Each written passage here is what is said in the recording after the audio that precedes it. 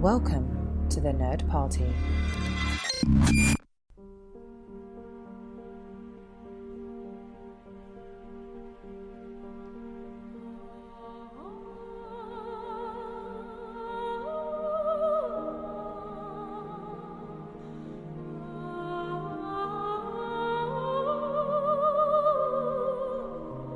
Hello and welcome to another episode of Missing Frames. This is the podcast where we watch all the movies we should have seen by this point in our lives.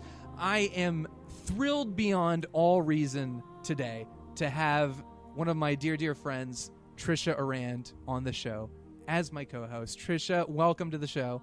Hi, Shawn. How's it going? Oh, I am just... Thank you for asking me how's it going as if we haven't been talking for the past 30 minutes. Catching up on old times. Because here's the thing, audience. Tricia and I have known each other forever. I mean, it's really got to be 22 years, I think, is the count. That sounds about right. I Yep. think I was 12. And I say I when really I should say we, because one of the things that bonded us early on, we've gone to school together. We've known each other since middle school, I want to say. Yeah, but the true thing that bonded us was we were both born on the exact same day. Yep. In the same year. That's the important part. Year. Yeah, that's the crazy part. Same day, same year. We were born on Thanksgiving. So we share this significant bond that has bonded us through space and time. And I think it's a beautiful thing. But people, I know you're like, I don't want to listen to this reunion, but you're going to have to deal with it. We are going to be talking about a movie. That movie is AI, Artificial Intelligence, which Tricia has never seen. It's something she's never seen. I've seen it. It's been a long time. And that's what this whole episode's about. I want to hear how we became friends, because this is, I think, will enrich the film experience. If we can find a way to tie this into AI at the end of this episode, I will be thrilled. Sure, definitely. My mom was a teacher, so I ended up having to stay after school every day. And you also had to stay after school. And I don't even know how it started, but we managed to get ourselves into some kind of war. Yeah. I think like you guys had built a fort and me and some of my friends decided to destroy it or the other way around. As long as we got that on tape, though. Okay. I want to make sure that's clear that I was just minding my own business. So we started some kind of war, and probably just like a prank war. I think water got thrown around, and I don't know, but we managed at some point. I think I was like, "Listen, this has got to stop, everybody." And so me and my 7th grade brain, or whatever it was, drew up like an actual treaty document. And then we all signed it and agreed not to be in a war anymore. And very important for our treaty, it also forged an alliance, because we realized that there were other outside forces we might have to be grappling with. Exactly. And so then we resolved to fight together against whoever that might be. And we've been friends ever since. And I think this all comes back to friendship, which is a strong theme in Steven Spielberg's AI, Artificial Intelligence. I don't think it is, but I wanted to try to segue. That was terrible. We'll try to do better later. Great. Okay. But so you moved. So we went to school together up until I think my freshman year of high school, your sophomore year, and then you went off and started doing your own thing, and you've ended up in LA just being a total BAMF. And you're not only writing and directing plays and teaching and doing awesome stuff, you're also doing lessons from a Screenplay, this amazing video channel on YouTube that Michael Tucker created. And how did you get involved in this? Because it's so cool. Yeah, okay, so Michael is a friend of mine, and he'd been running the channel by himself essentially for 2.5 years, full time, pretty much since it launched, as he was lucky enough to have some success right when it got started. And last year in mid 2018, he and I reconnected, and we were talking about screenwriting, and he was like, "Hey, do you want to try to write a video for the channel?" And I was a fan of the channel, but not super familiar with like video essay form. Mm-hmm. So I was kind of like, sure, let's just give it a shot. And he was like, well, what would you want to write about? And I pitched him this idea about Jurassic Park. Obviously, massive Spielberg that was fan the first over one here. you'd written? Yeah. So it's amazing. the Jurassic Park video, I wrote that one, and then I don't know, it was just so much fun and such a dream to get to work on something. I write a lot of full-length feature screenplays, and it's so, you often feel like you're writing in a vacuum because even if your film gets made, it's years and years and years in the future. You get rewritten 1,000 times. You get to feel like, how could anything that I write ever actually get made? And then writing in short form, especially in video essay form for somebody like Michael and the channel, it's just so rewarding because everything that you get is just so like immediate, or like as immediate as it sort of can be in film and film production. And also just like getting to nerd out about movies that I love is exactly. And it's a lot of, I think, the fact that you have something you're working towards, where a lot of times when you're writing creatively on your own or like working on a script, it's like, I don't know where this is going. I kind of what is this? But with this, you have like a defined goal and a defined like, we need to have it done by this point, which helps so much. But I'm sure as a screenwriter, it must be so much fun to hang out with screenwriters and just break down the plots of these movies, character arcs. It's such I'm sure anyone who's listening to this episode already knows about the channel, but if you don't, you should absolutely check it out, and check out the new podcast that this team just started. Beyond the Screenplay, right? Yeah. So back in early this year, we launched officially our podcast that also is sort of like a companion to the channel. And I get to talk on the podcast with the guys, the other members of the team, and they're obviously super smart and just really fun to talk to. And so, yeah, it's been quite a ride already with the podcast. It's been really thrilling, and getting to,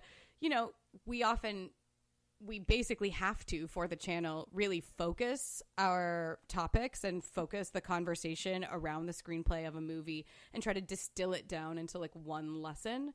And so the podcast was sort of designed as a way for us to like get into all of the other amazing things about these movies that we love so much, and get to just gab about why, like, where this movie came from, how did it get made, and how do like all of these things that are now iconic, how did they come to be? And so that in itself has already just been a trip and a dream, getting to be a part of that. And it's wonderful. So everybody check it out. And let's now this is going to be a great segue, because you mentioned Jurassic Park, and we're talking about artificial intelligence. So Steven Spielberg, this is a movie that he directed, and this was right after Saving Private Ryan. So he's kind of like hit a new peak of like, he's now... Well, Schindler's List was 93. And that was very, very well received, obviously, critically. And he won director and picture for that, I think. So he'd already, like, yes, now he's a serious filmmaker. And I feel like Saving Private Ryan was almost the culmination of that, once it, like, almost on a whole other level. I remember when that came out, people were freaking out about it. And Artificial Intelligence, I'm pretty sure, was the movie that followed that. And it was such a divisive film. I don't know if do you remember people talking about it? Do you remember conversations around it when it was released? Or I do. What do you recall? Well, okay, so this is 2001, so we would have been in early high school. I think you would have been a freshman. I think I was a sophomore, or going into sophomore year, maybe. There we go. Brought it all together, people. You didn't see that coming. But, I mean, I was a massive Spielberg fan already. So I wanted to see the movie, and then I remember hearing that also he wrote this movie, which is kind of like... It's so funny because we have these conversations around Spielberg as like an auteur director, and ordinarily when we sort of talk about that kind of filmmaker, we are talking about like a writer director. And so the fact that Spielberg joins that sort of fraternity as being an auteur, even though he really doesn't write his movies, I think is fascinating, and it speaks a lot to like his style and the way that he selects material. But he did write this movie.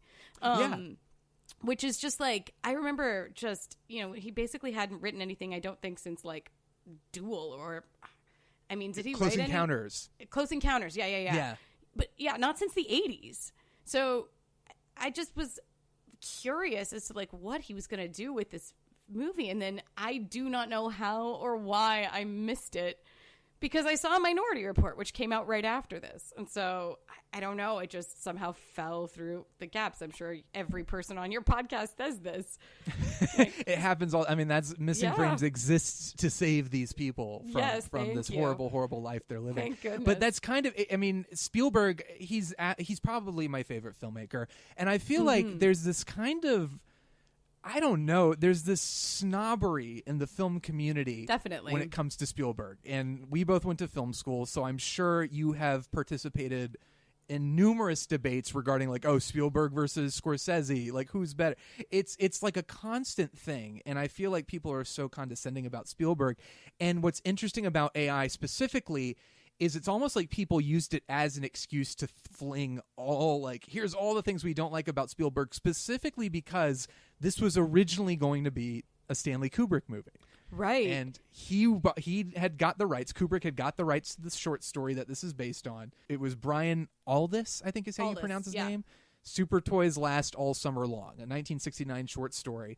Kubrick got the rights to that, and for the longest time, it was just in development hell, and they couldn't get it made. Yeah. Kubrick, I think in the mid-'80s, brought Spielberg to look at, like, some production art and kind of showed him the script, and he basically said, I think you should direct it. And Spielberg was kind of shocked. He was like, excuse me, Mr. Kubrick, you want someone else to direct your movie? I'm sorry. Yeah. But that was a conversation that went on and on and on.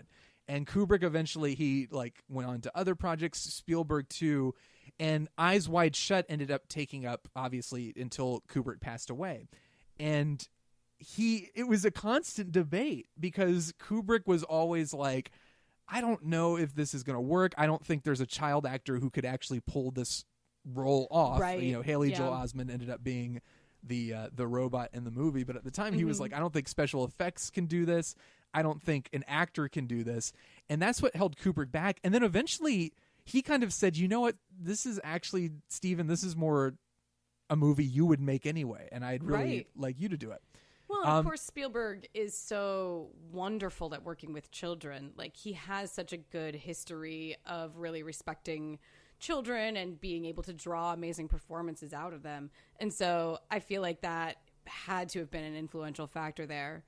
Oh, absolutely. And it's funny because bringing it back to the snobbery, there is this debate surrounding the movie, and we'll talk about it afterwards when you've actually seen it and we can relate the specific subject matter to it. But there's a lot of stuff where people talk about, oh, if Kubrick had directed this movie, it would have been so much better, and this would have been different, and it wouldn't have been as saccharine, and da-da-da. And it's interesting because a lot of the elements that are in this movie were taken from Kubrick's work. Sure. And Kubrick recognized that it was a little bit more in tune with Spielberg's sensibilities than his own. Right. I don't know. How do you feel about the whole Spielberg thing? Like, people just knocking on him. Well, the thing is, to knock on somebody like Spielberg or to hate somebody like Spielberg is simply ignorant. Like, you don't have to necessarily love him, but he changed what movies are. And so it's like people who say they hate the Beatles. It's like, okay, great. Like, you don't have to listen to it in your spare time or enjoy it, but you can't overstate the influence that this person has had on culture and like on the form itself. And so, like, you don't have to love AI, and I'm not sure that I will necessarily. And look, we've all seen War Horse. It's a problem, but I actually have not seen War Horse. I own it, and I've never seen it. Oh my god! But I hear it's about a war and a horse. Oh, and those boy. are two. How can that go wrong? Right. Yeah. So, like, and when you look at, it's interesting. I would sort of consider. So he did this one. He did Minority Report basically right after this, and I love Minority Report. Yeah, Minority Report's great. And I'm expecting this movie actually to be sort of in conversation with Minority Report a little bit. Absolutely. At least visually. I mean, certainly visually. I'm sure that it will be, but probably thematically as well. Definitely. And again, I don't want to spoil it because this is the pre-show and you haven't seen it, but there is. I always think of those two movies together because they came out so close together, but also because they're futuristic sci-fi, dealing not necessarily with the same thematic stuff, but they feel similar. Okay. And is AI also completely blue, or? No? How blue is it? I really don't remember. I'm so excited to watch it again because it has been so long. But it was, what's his name? Kaminsky? He did the cinematography, so it is very stylized, and all those gray and blue palettes, I believe, are on full display here.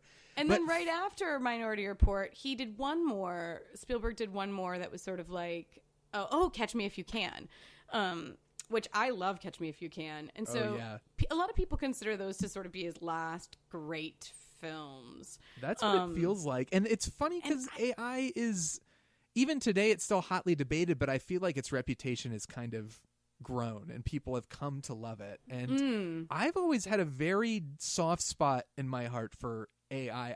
I was 14 or 15 when I saw it, and the movie so deeply resonated with me, and so it disturbed me so much. It was like this weird mood. It would put me in a weird mood that I couldn't escape until like the following day.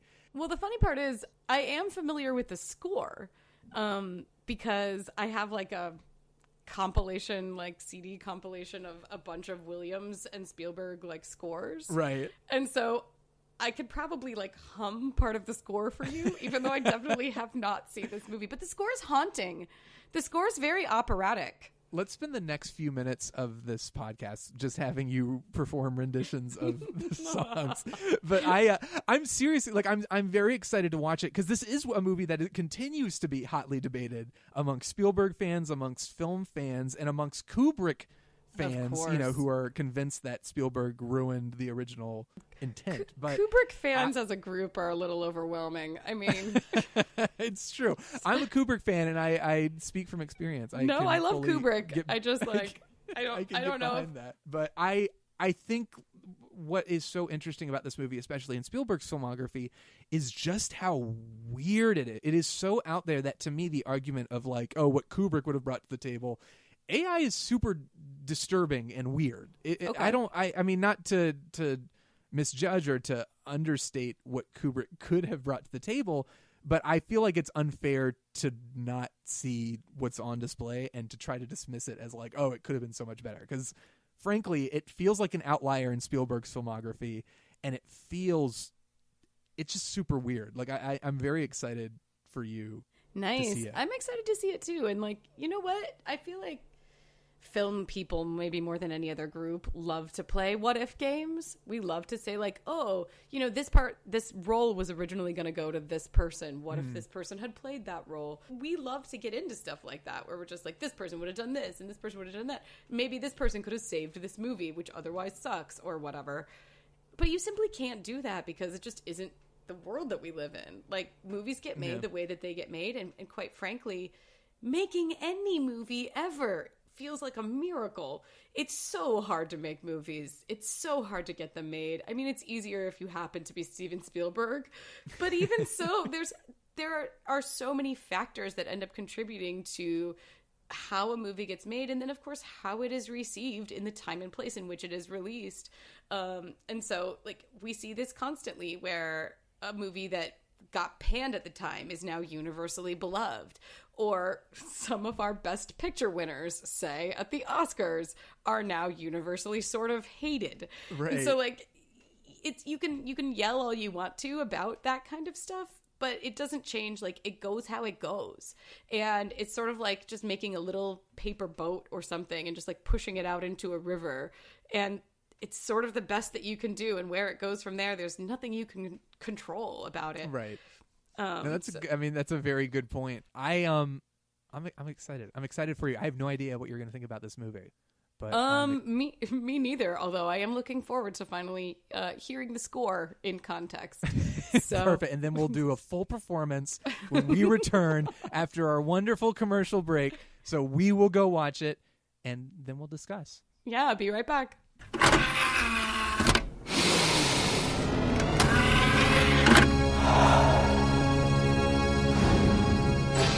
Now available to own on video cassette.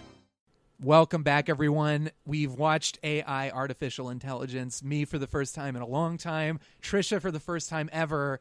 Tricia, how do you feel about AI? We were messaging back and forth. Just a little bit. What am I going to say here? Just holy profanity, Batman. I cannot. You told me this movie, I think the word you used to describe it in the first half of this was weird. And that is dead on. This movie is so insane. I was not ready. I did not have any sort of notion as to what I was getting into. It starts off because it just goes it just moves through these phases where you're like, okay, I understand what this movie is. And then it turns itself on its head and you're like, I don't know what this movie is anymore. And then it does that again. And then it does that again. It does that constantly. And I realized that, I think, 4 times or. Yeah. When I was watching it this time, I realized the last time I saw this movie, I don't think I'd seen much Kubrick. So now this time around, as a huge Kubrick fan, I was watching it from the mindset of knowing who he is. And that made it even weirder because there is such a mishmash and clashing of tones in a way that it's like, I would say if I were being completely like, all right, let me get my critic hat on, I would say this is a good, borderline, very good movie with some significant flaws in it. Personally, I kind of love this movie because of those flaws. I almost feel like it's not the same movie if it had just been a Spielberg movie or a Kubrick movie. To me, the weirdness of it and the clashing of tones is like, yeah, I'll knock it a point or two, but it's more fascinating as a result. Well, I mean, fascinating is a really good word for it. Like, I don't know if I necessarily agree with you that it's a very good movie. I would say it's a movie that it's a movie. It's challenging and it's visually stunning. I mean, I could not have anticipated some of the imagery that we have in here, and just the way that it's shot is, I mean, we can talk about that even more because we were talking about in the first half about what we were expecting in terms of like, Minority Report and stylistically in Spielberg, because all of that I think is really present. He was clearly in this sort of like phase. I think I was reading somewhere where someone said like Kubrick is really interested in how the future looks, but not really interested in how the future actually is. And I really see that in this movie. Like, there's a lot of really fascinating images, but like a lot of them, the way that the logic of the world sort of works, I don't know if it actually does. Yeah, it's very grounded. The whole thing. It's funny. I sent you the trailer because I was like, I have to check out the trailer because I had a memory of it being. Because I was trying to figure out, I'm like, this movie really didn't do great when it came out. The critical reception was kind of lukewarm, and the box office wasn't great either. It did really great internationally, but not domestically. As I was watching it, I was like, well, no wonder it didn't do great. It's advertised and marketed, and everyone, you have to look up this trailer because the movie looks like a fun, a fun adventure movie. Like, we're going to find our place in the universe, but it's not. It's not an adventure. It's not action. Spielberg kind of has moments where I could see he in the studio sitting down and saying, "Oh, we need an action sequence here," but like, it's a very contemplative, very meditative, slowly paced and methodical kind of examination of what it means to be human. I would say it's a fairy tale. And I was reading something too, and they were like, Kubrick he never even called this movie AI or anything like that, or even by the name of the short story, which is Super Toys Last All Summer Long. He always just called it Pinocchio when he was referring to it, which to me is like, okay, that's a kind of a cool idea. It's like this futuristic Pinocchio, but at the same time, I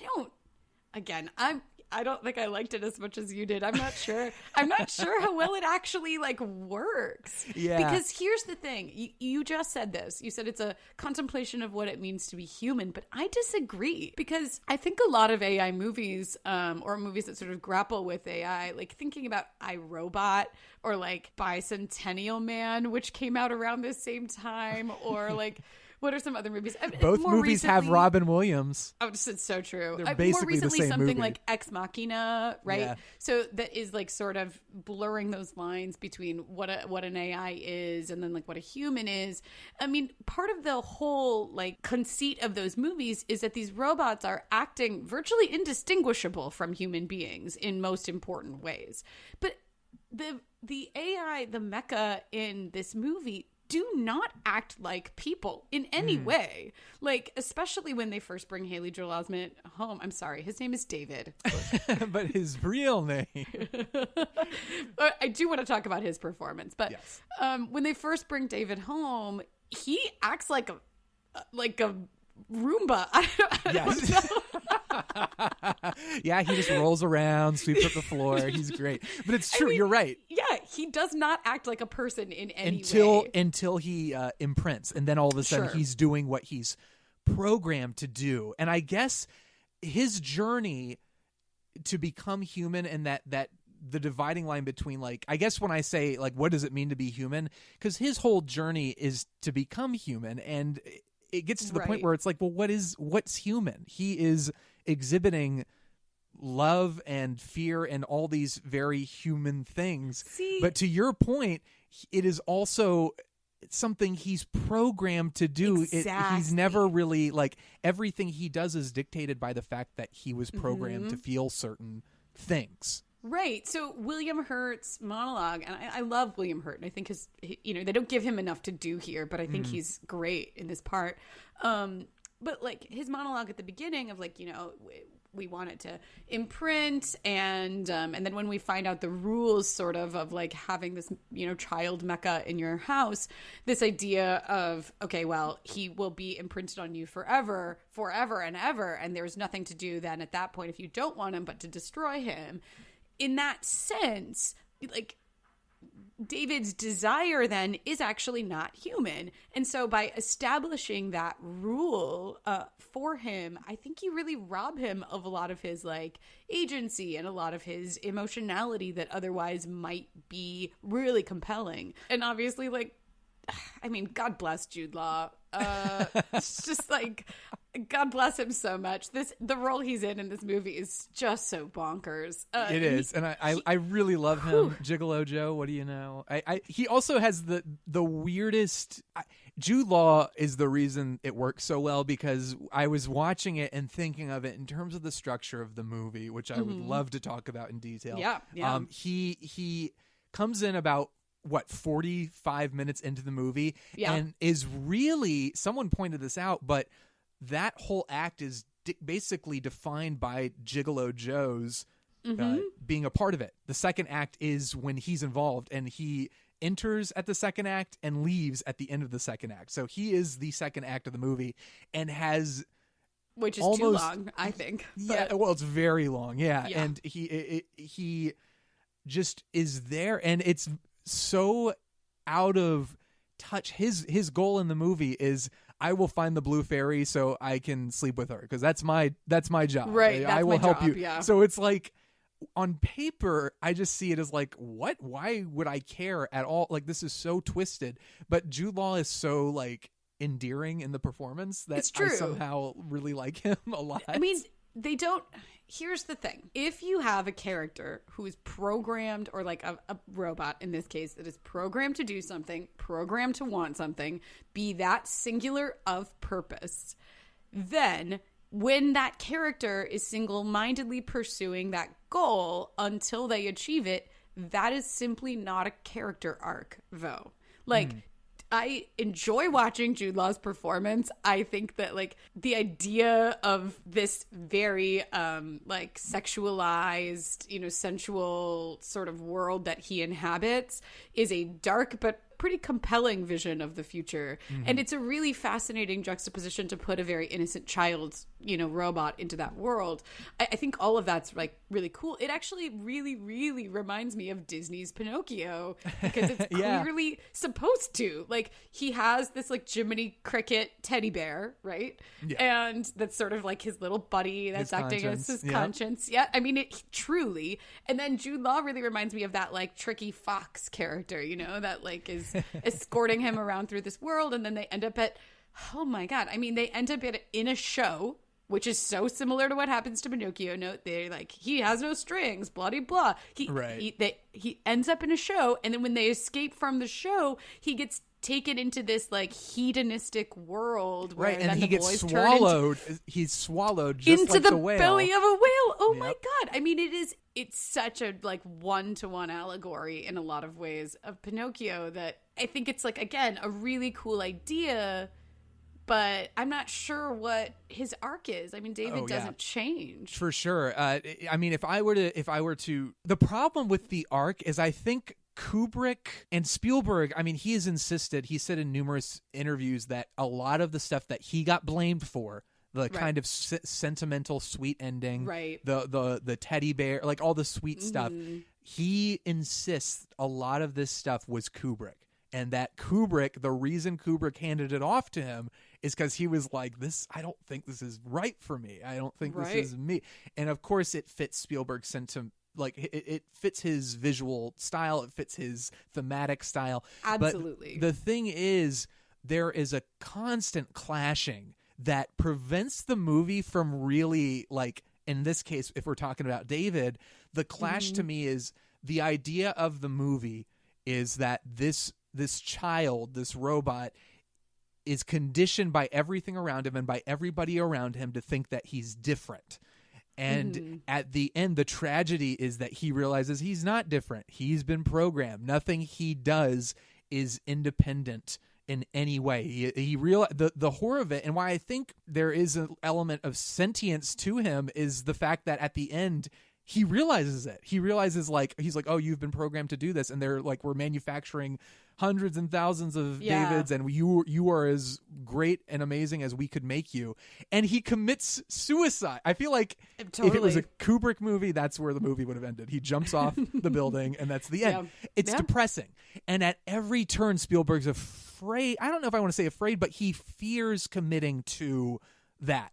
Because the movie then ends with his mother cradling him and saying, I've always loved you. You're special. The alien, or not the aliens, the super artificial intelligence. They're like, you're so special to us. Which, by the way, definitely fell into the trap of thinking they were aliens. It is incredibly confusing. And the fact that a lot of people at the time were just like, and then there's aliens? Yes. I think is a super valid reading of the movie for reasons that we could talk about if we want to, but like, oh boy, I think the confusion around his arc is basically the fact that there's confusion in general between the two. Like Spielberg wanting to go there, but then like, but I want people to feel good when they leave this movie. I don't really feel good when I leave this movie. I definitely don't. Which is why I thought it was weird that people were like, oh, Spielberg made it so sweet. I'm like, this movie doesn't have a sweet ending. I feel really disturbed and upset when I finish this movie. I mean, absolutely. And the thing is, like, so, as much as I'm here to complain about it, which I don't want to. That's why I brought you here. No, keep complaining. Oh, let's do it. I'm not a negative person, and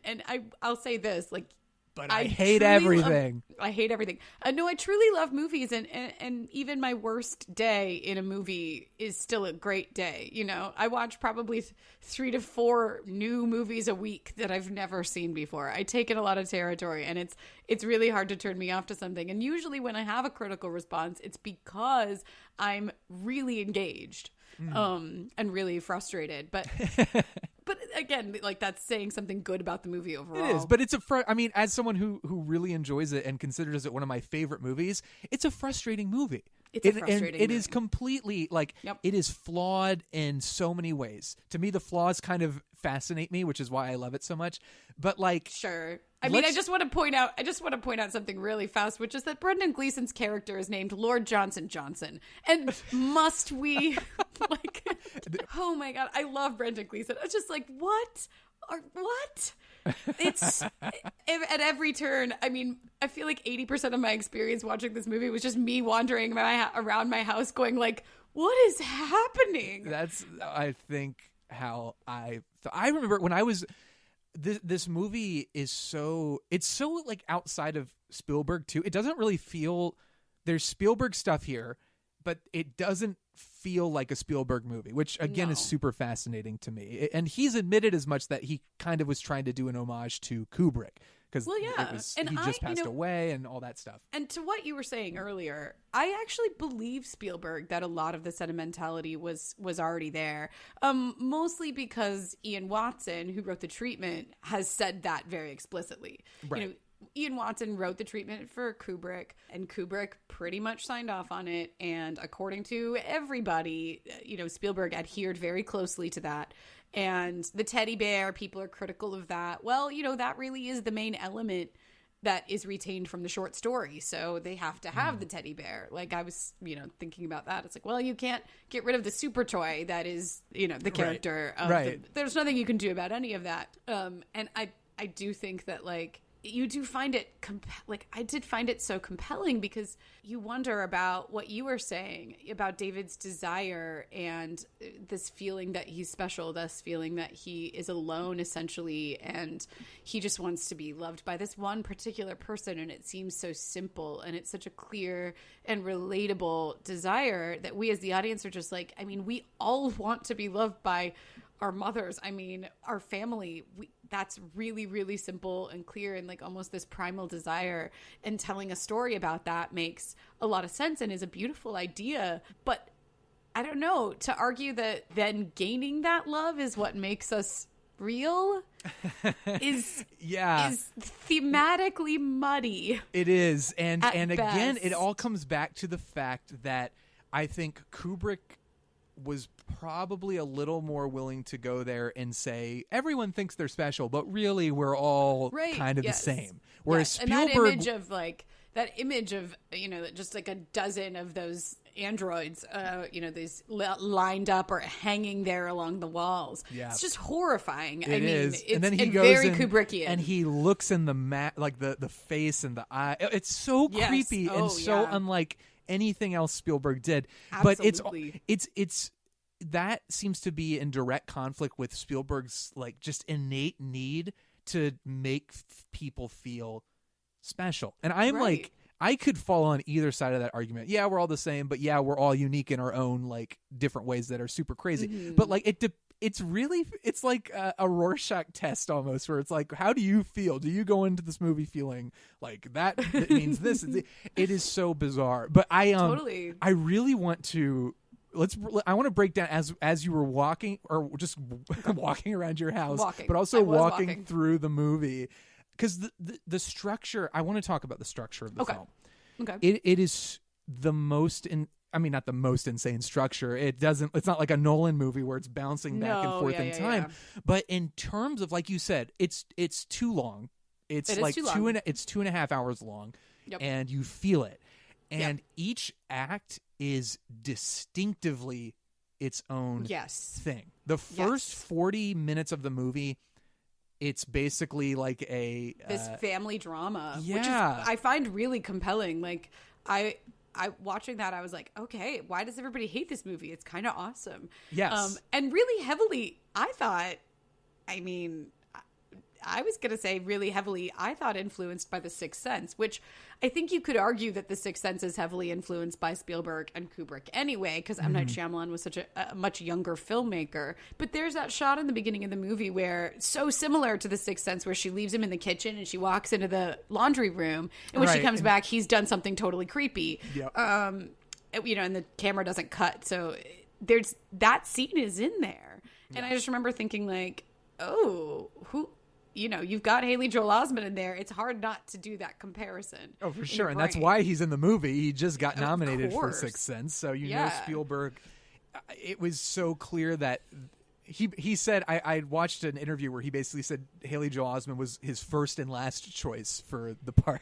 See, I don't know, because I read other things saying that he screen tested Joseph Mazzello for it. I heard Kubrick did early on, like when he was first. I love when Joseph Kubrick Mazzello. He's great. He's wonderful. And he's great in Jurassic Park and in many, many other things too. And in Bohemian Rhapsody. Is he? Oh, I still haven't seen that. Well, then I've got, if he's in Queen, then it's a whole other level.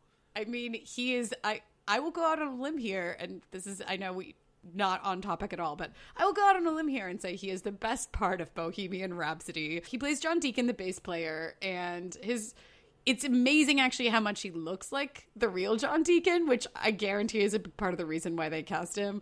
But I just wanted to hug him the entire movie. He just sits there and is pulling all these, like, everyone is acting totally insane around him, and he's just sitting there pulling faces like, what the heck is happening for most of the movie. Yeah.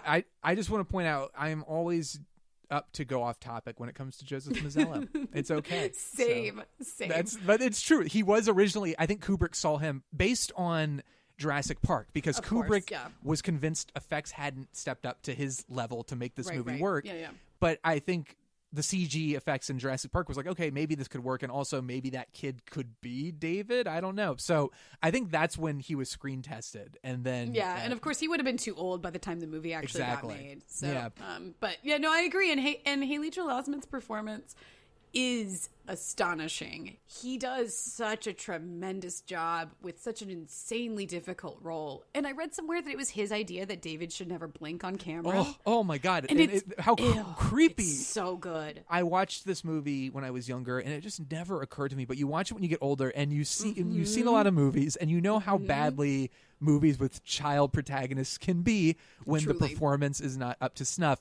So to watch this movie that is so mature and have this incredibly layered, disturbing, but empathetic performance, like the moment when he's like begging his mom not to leave him is so awful. insane and bad. Like how I mean, it's incredible. And the movie, obviously he just got nominated for Sixth Sense, so I think the Academy was like, all right, we've done our part. But like I just don't get it. Sometimes I don't, awards don't mean everything, but just seeing how little praise this movie got in terms of that feels so weird to me. Everything that I read universally praised the performances pretty much. I mean, you know, even Robin Williams' like tiny little turn as that, you know, crazy computer character, I think is great. Like he does, I mean, obviously he's one of our best and of all time, but I just think that everyone in this movie is wonderful. To be frank, I can't imagine. I mean, it simply doesn't work without the exact cast that you have here. I think there's an argument to be made that it doesn't work anyway. But but I will say I was brought to tears. I was crying during that last part of the movie where you just, again, just the purity of who David is and what he wants is just his incredible amounts of hope.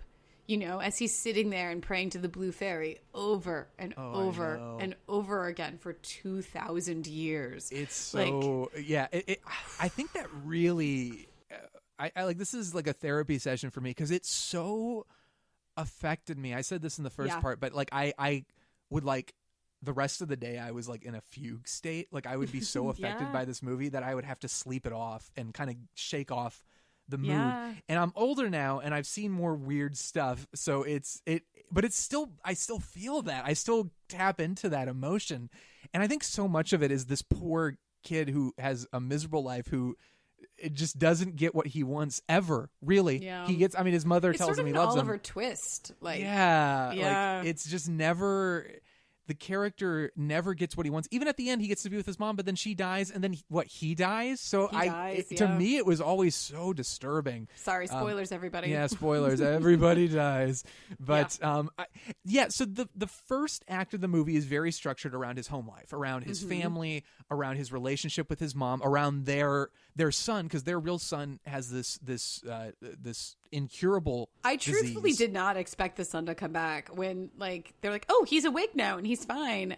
That was the first indication to me that this movie was not going to be what I was expecting. Yeah. Sarah was sitting with me, kind of paying attention, and she was like, yeah, I kind of see where it's going. Like, obviously David's gonna like go crazy and kill everybody, right? And I was like, I mean, but it's true. Like the beginning doesn't really project what's going on. It's very leisurely in its pacing, and you think, like, I guess it's going to be centered around this like robot boy and his family. So how did you like it? That sounds like about what you were expecting. No, as well. Exactly. It was so funny. I was talking to my partner midway through watching this movie, and I was like, listen, I truly don't know where this is going. I truly have no idea what is going to happen at the end of this movie. And after I saw the end of this movie, I felt a little better because I was like, literally no one could have predicted that, actually. So that's what I've forgotten about. I forgot how long it really feels and how long the acts play out. Because this first act goes through the whole story. It really, I don't know. I mean, what would you say is the inciting incident? Is it when he comes to their like, they're not the main character, so technically the inciting incident is when she leaves him, right? Like, or when she, so like, how does the structure work? I think the true inciting incident is when she imprints on him, because he really isn't a character per se up until that point. Like I said, he really is just like a robot vacuum, kind of. Or he's no different than Teddy, really. So like that imprinting, I think, distinguishes him as a character with some agency and independence. And then I think the end of the first act is when she, of course, leaves him in the jungle of New Jersey, question mark, in a swamp. Sure.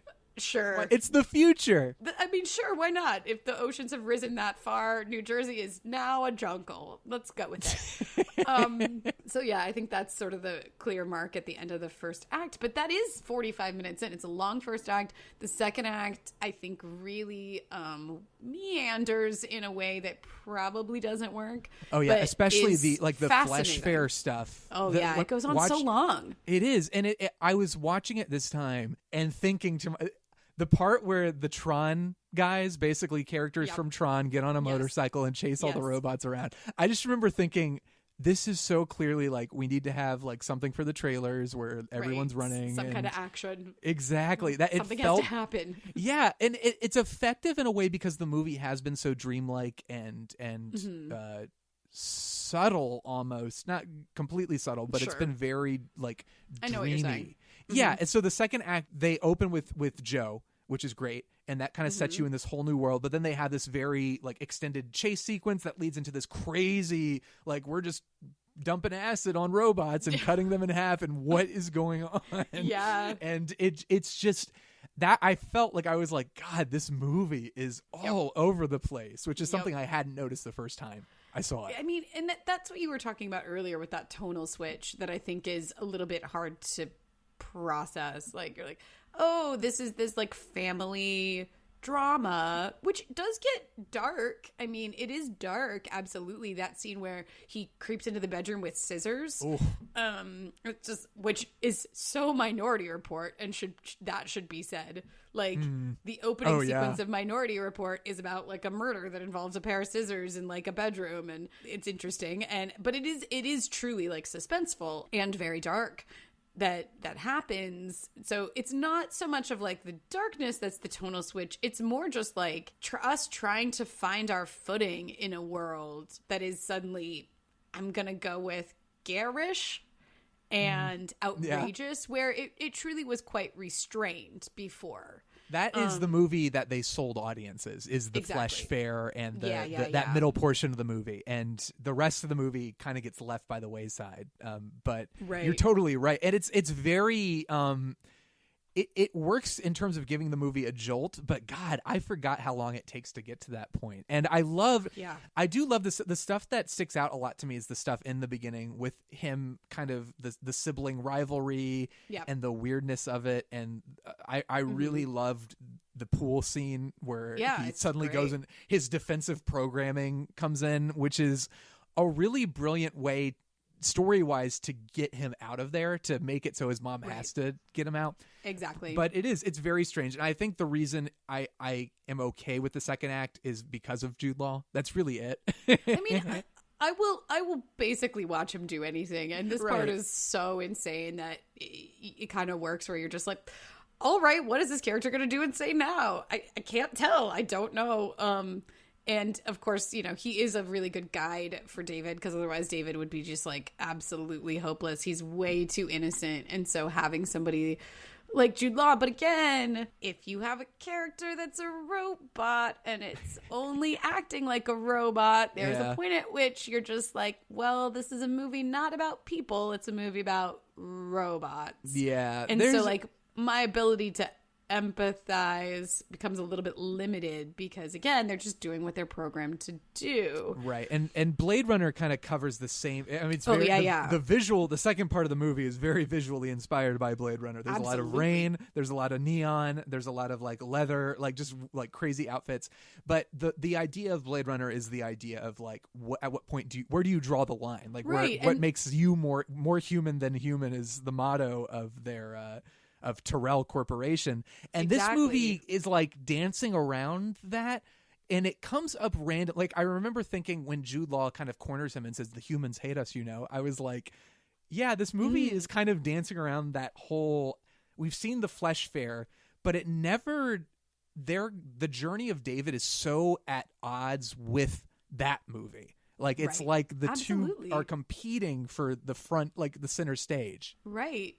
And again, thematically, I don't really know what conclusion this movie draws. The story of Pinocchio is really the story of Geppetto in a lot of ways. He does not want Pinocchio to run away, and so he's looking for him. And when they end up in the belly of the whale, quite literally, they are there together, and they're like Geppetto's changing is what ends up causes Pinocchio's change. And without like the mom character, like what if in the second act of this movie there's a counterpoint where Jude Law is helping him find the blue fairy, but at the same time the mom has decided, okay, I can't believe I left him out there. She starts to feel regret, and so she starts looking for him, and she goes to William Hurt, and then they're like, William Hurt is looking for him, and instead of like actively looking for him, instead of this weird thing where they're like, we set a trap for you, sort of, Right. or like, but they're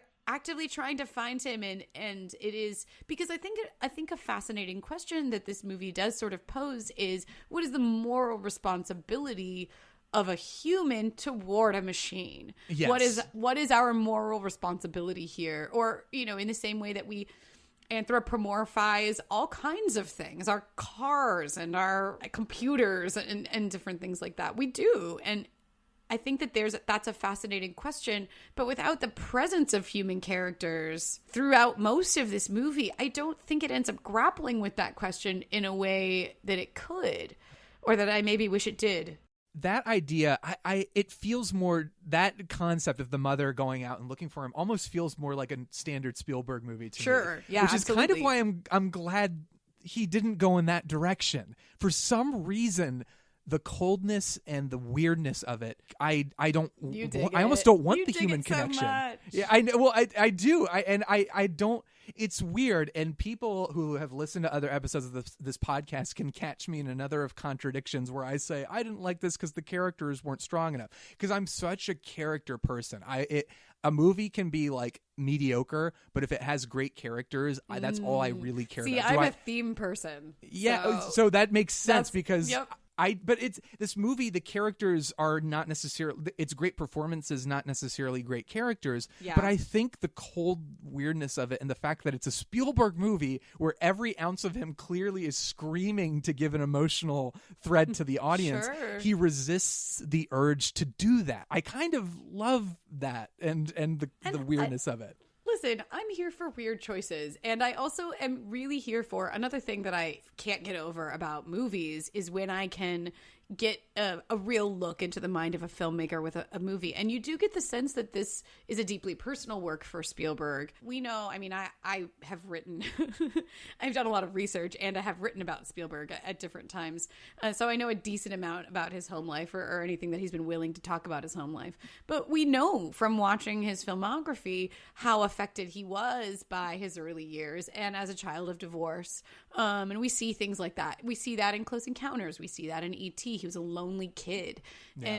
And has never really gotten past being a lonely kid in a lot of ways, or has never gotten over the feeling that we might all be a lonely kid. Right. I feel like his work really addresses that. And even as obviously an adult filmmaker, he really grapples with like parenting and what does that look like? If being a child is so lonely, how can you be a parent that makes a child less lonely? Mm-hmm. And at the same time, protect a child and all this stuff. So we see this in Jaws. And we see, of course, this in Jurassic Park. Yes. Dr. Alan Grant, like his whole arc is like taking care of a kid. Right. So it's like, I love the idea that the plot of Jurassic Park is Dr. Grant learns to like kids. Yes, because it kind of it. is. Yeah. It is. And that I think you laid that out in your lessons from a screenplay video. Yeah. It's true. That's the movie. Yeah. He learns to want to be a dad, basically. Yeah, even though they never actually, in subsequent movies, give him any children. So what were we doing? Oops, Anyway, sorry. Whoops. But also, I mean, Jurassic Park 2 does grapple with that, not with Grant, but obviously with Malcolm. Anyway, so I'm just saying, like, we do see these themes from Spielberg again and again, and this feels very personal in a way that, I mean, is fascinating, and at Disturbing? the same time, I was going to say disturbing. I was going to say tragic. Yeah. Like, it feels really tragic. I think but a lot the moment of connection that with his mother that leads him to be real is also the one that can't last. Yes. I think that really it was one of the, I think it was I'm trying to analyze myself and see like why this movie affected me so deeply, and I think that's part of it is the idea. This was a really early example, I think, of a movie I saw where it was presenting ultimately the thing you are trying to achieve is fleeting. Like, it will not last. Yeah. Like, everyone's gonna die. It's a lot of real. This is a PG-13 like summer movie, a blockbuster directed by Steven Spielberg. I love that they tried to do that. Like, I know, and it's like that's what the movie's really about. Is I guess like trying. Well, it's about 50,000 things, and can't. That's the problem. But like one of the prevalent things is the idea of that, like this relationship that could never work, that was never meant to work, and ultimately doesn't last. That I think that's what really bothered me, is like, oh, this is so sad. Well, when we have a movie like this that has a child star, I feel like the natural sort of themes that are already embedded in it, you know, in addition to some of the sort of like more sci-fi themes that we have already touched on, one of the biggest themes that's embedded in it is like a theme of disillusionment and like a coming of age, because that's what a coming of age story is. It's about maturity. So, you know, it's the move from like a simplistic view of the world to a complex view of the world, which usually requires some element of disillusionment. And so, but by virtue of being a robot child, he effectively cannot be disillusioned. And he cannot move to a more complex view of the world. And so again, and part of this is just me, I go into this like expecting some of these themes that we traditionally get from stories like this, and they are simply not there. And I don't, like I said, I think it's fascinating the fact that we're like still hashing all of this out and talking about it. Is incredible. I mean, it's incredible.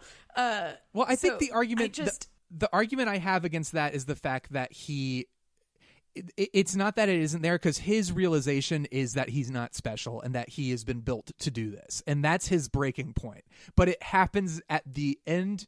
I guess if you're looking at it structurally, it happens when it should, quote unquote, happen, because really you can do this whatever. The whole idea of structure to me is like everyone has proven you can do anything, but typically that's like the end of the second act. That's your character's lowest point, and that's where that happens. The problem is that everything that happens in, I guess, the third/fourth act is contradicts that. Exactly. And so, it's like he's not special, but then the advanced intelligence comes and tells him, you are the most special thing ever. His mom comes back to life only to tell him, like, yes, You're always special. Loved you. It's a very confusing message, and thematically it's conflicting. It's Kubrick versus Spielberg. That's why it's so about fascinating. The theme. Yeah, exactly. Well, and the thing is, like, so he gets into that belly of the whale situation where he's facing the blue fairy and he starts praying to her. He finally finds her. He starts praying to her. And what you expect from that moment, or what I was expecting from that moment, is for that to lead to the disillusionment where he realizes, look, he's never gonna be real, and then like finds a new resolve to possibly be as real as he can be, or be special in his own way, or maybe that, like, you know, his connection with Gigolo Joe or whoever might yield some of that emotionality that we associate with being human, might be able to blur those lines and in a way make him real. But it doesn't lead to his disillusionment. No. He is not disillusioned. He prays for 2,000 years and he gets pulled out of the water and he wants the exact same thing he wanted before he prayed for 2,000 years. Yes. And the whole point is that of these like sort of parables is that we're supposed to come out of the belly of the whale changed.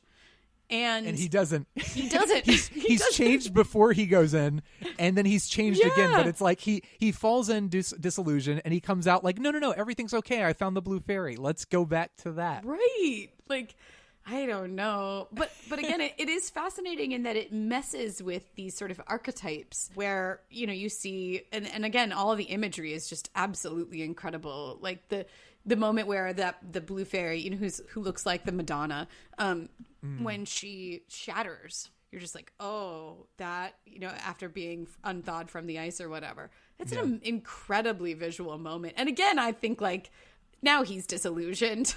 Yes. He's not. And then the aliens are, I keep calling them aliens because they look like aliens, and Spielberg loves aliens. Come loves on. them so much. They look like the characters from Close Encounters. Right. Like, so they look just like them. I can forgive. I think I just assume like, oh, they're an advanced whatever. But like, then they basically just say to him, we'll give you whatever you want. Right.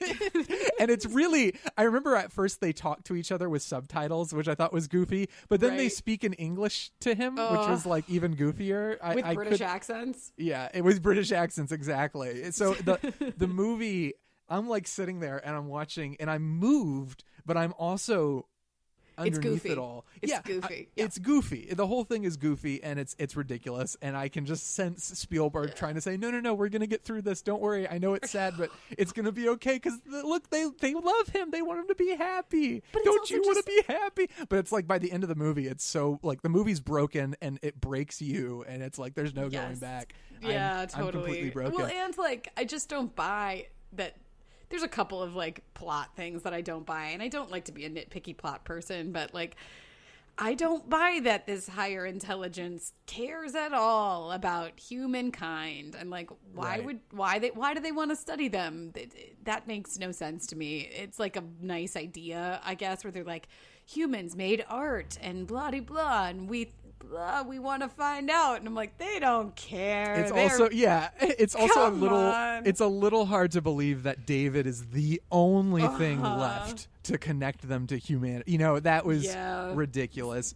But don't like, buy it. it's a sweet. I also don't buy like this whole, which this is an insane, like very, very sort of like red herring side plot, but that like Joe is being hunted by people because they think he killed somebody, which is like, no, like that doesn't make any sense. The only reason it exists is because they needed to get him with David and give him a reason to want to leave. That's it. Otherwise, it's like logically, it's like, huh? What? Huh?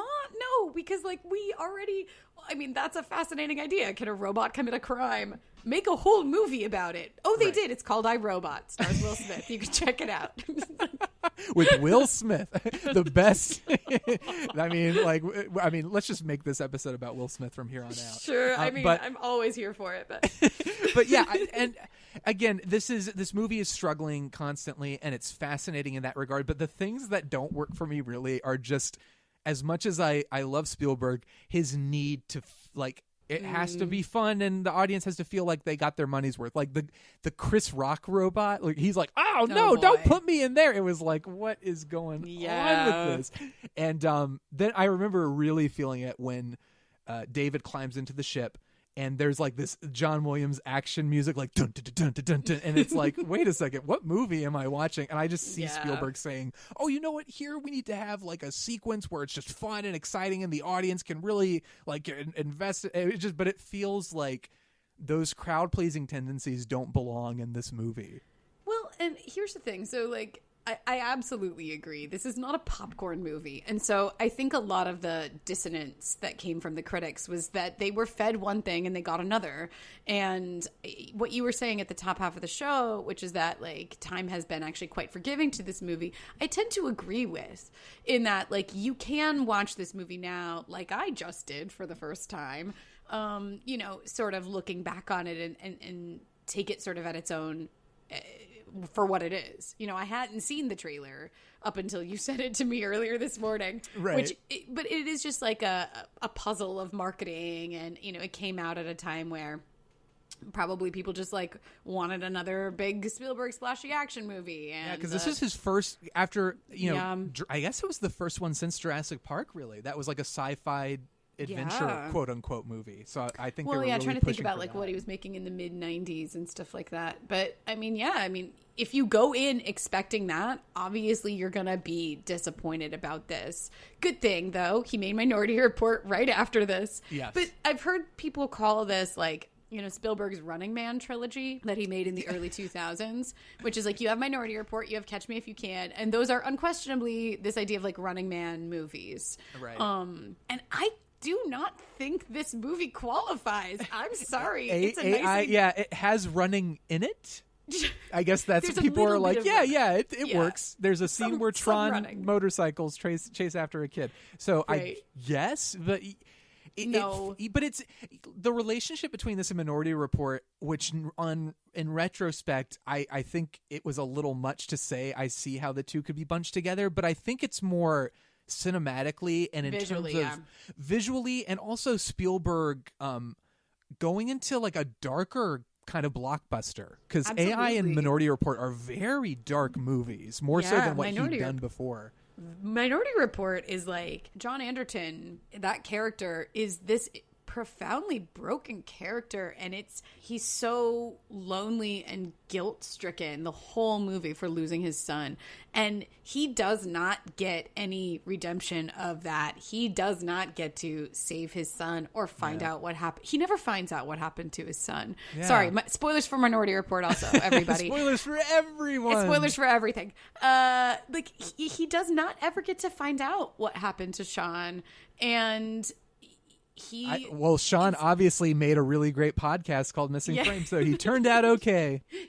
he pulled through. But yeah, it is just like that, and the same thing when you see Catch Me If You Can, which again, going back to personal movies for Spielberg, broken homes, parent-child relationships, and he never gets over it. He never ever gets over it, which is good. I think that wound is something we need to continually see movies about, and possibly the reason. Yeah, of course, always has resonance. And possibly the reason no one likes his more recent movies, or not no one, but they're just, I don't. I like them. Which one do you like? The Post? I actually Don't say The I Post. liked Lincoln, I liked The Post, Lincoln's and I liked Bridge of Spies a lot. Well, I credit what I like about Bridge of Spies to the Coen brothers, but we like Bridge of Spies is a great movie that my dad and my grandpa love. Yes, it's such a dad and grandpa movie. Whatever the male equivalent of Hallmark is, that's what Bridge of Spies is. But I love it. Seriously, it's like the naval captain of a thing, like anything a dad would like, just throw it in there. But possibly, like, I wonder if some of those movies aren't as resonant because they're not touching on this sort of like raw nerve that Spielberg has shown us again and again. They're not sort of addressing these like themes that we see him have something really profound to say about. Yeah. And I agree that this movie feels profound, whether or not like you come away from it feeling like you have experienced something deep, and that might be a little unclear as to what it is, but it does stay with you. And what you were saying at the top, I fully agree with. It's hard to shake. It's hard to rank it too in Spielberg's filmography because it feels so of Are its we supposed to own. do that? I don't know. We can try. I frankly couldn't if I were to ask. My personal attachment to this movie definitely ranks it higher than I think it should be placed. Sure.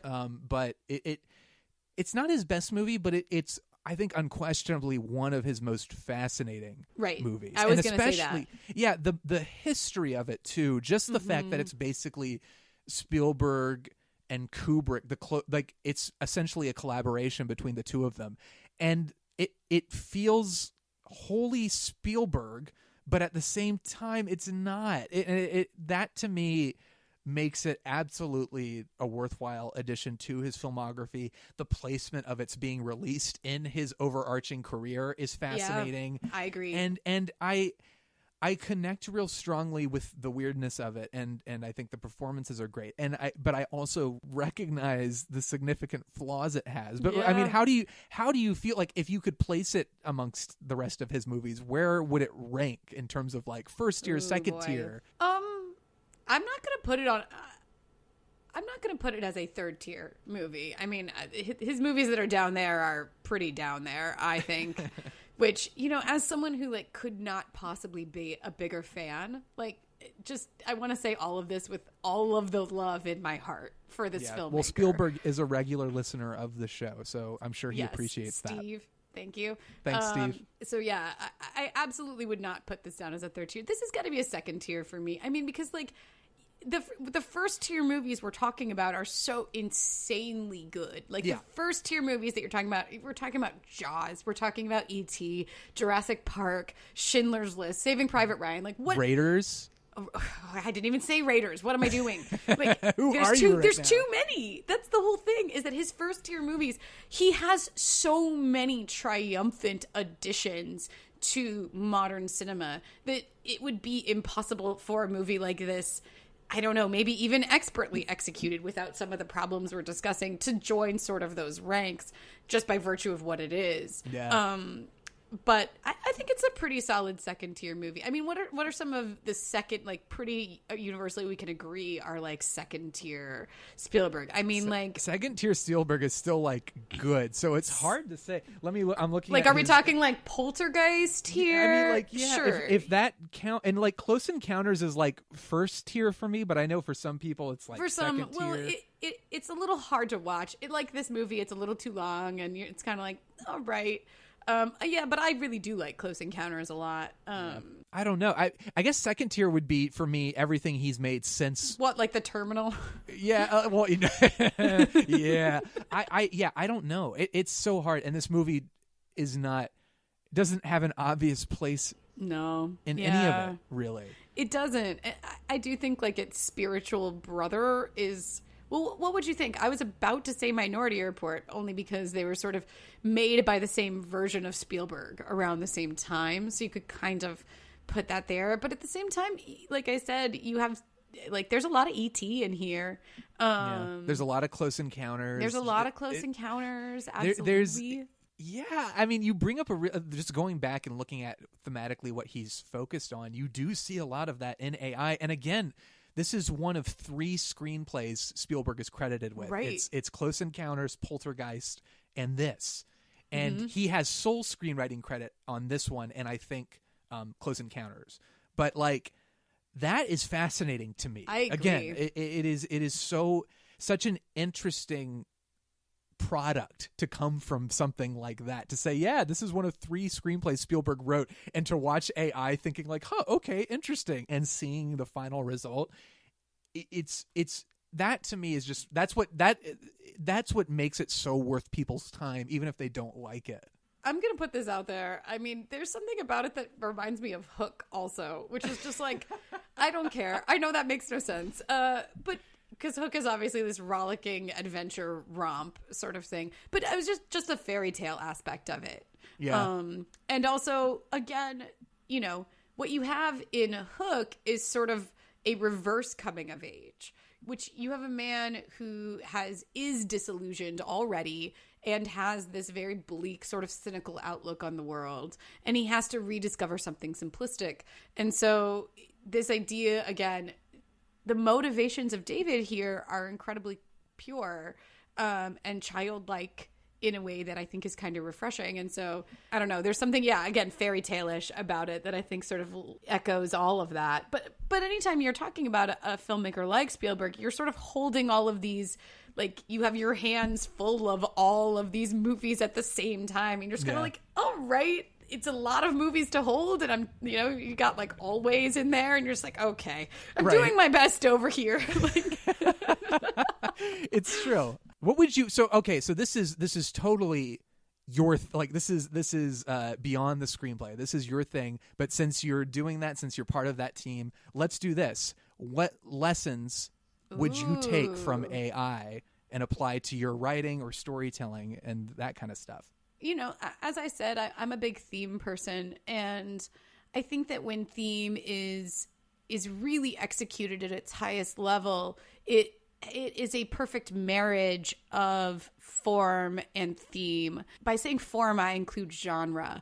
And so, like, if you are going to say something and you're making a genre movie, I think we really need to peer into that genre and mine it for the kind of themes that are inherently already in there. And so like when you talk about sci-fi, there are sort of these themes that are already embedded in there. Like I was talking about machines and our moral responsibility to machines, and what you were saying about what does it mean to actually be human. Those are themes that are actually already embedded in there. But I do think that like you have to, if you're going to explore a theme, great. I think you also should suggest an answer to a question, or like, just commit.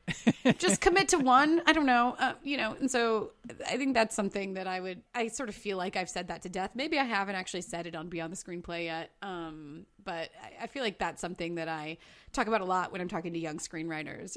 Is just like, well, what are you trying to say? Like, and what is the question about life or about what it is to be human that's already buried in this premise, that's already buried in this genre, and lean into that and really explore it, really plumb it for what it can offer. I mean, I guess that's sort of a lesson of like what I wish this movie had done, but what it does do, towards that, I think is really, like we said over and over, fascinating. It's fascinating. For sure. And I guess we'll say final ratings, 1 being the lowest, 5 being the highest. We'll make our rating scale. Let's just do blue fairies. That feels right. Okay. So on a scale of 1 to 5 blue fairies, how many blue fairies would you give AI? I give this a solid 3.5 blue fairies. Okay. That's what I'd give it too, which is so funny, Really? since it feels like we have such I feel so like I've been praising it. I think if I have to really like sit back and say, yes, there are flaws in this movie, that's what I give it. But that sort of a knocks lot it of down for you. Yeah, a lot of my love for it is because it resonates so strongly, and so much of what it's trying to do emotionally works. It's just the movie's kind of a mess. Yeah, and like I said, it moved me to tears, and the performances are just outstanding. And I actually, like, I wish that I had seen this movie. I actually saw Haley Joel Osment recently in my local grocery store. You should just screamed at him, AI, because David! I live in LA.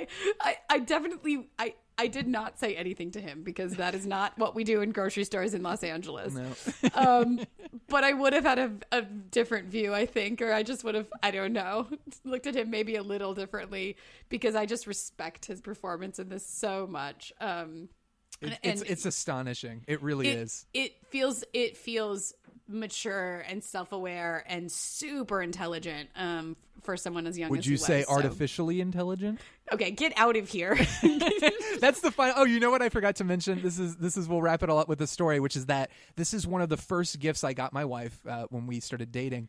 You this are movie. a sadist. I Why? know. Well, she was trying to collect all this Spielberg, and I was like, well, we don't have AI, so I got her that. And you told me to say this because you wanted to make fun of me. I think this is a stroke of genius.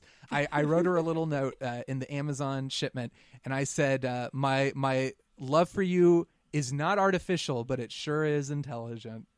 Ugh, it's the worst. It's just like 80% of my adult life is me trying to shame men for making bad puns. Oh, Like, but it's the best. The world needs more bad puns. No, this is what no, it doesn't. I think It if we truly were to look at doesn't. a problem with men in general, it's that there aren't enough bad puns. You're right. That is the biggest problem I have when it comes to men. That'll be the topic of our next episode. But Tricia, I want to thank you again. This has been such an absolute pleasure. Oh, it has been my pleasure. And if people want to find you out there on the interwebs, where can they find you?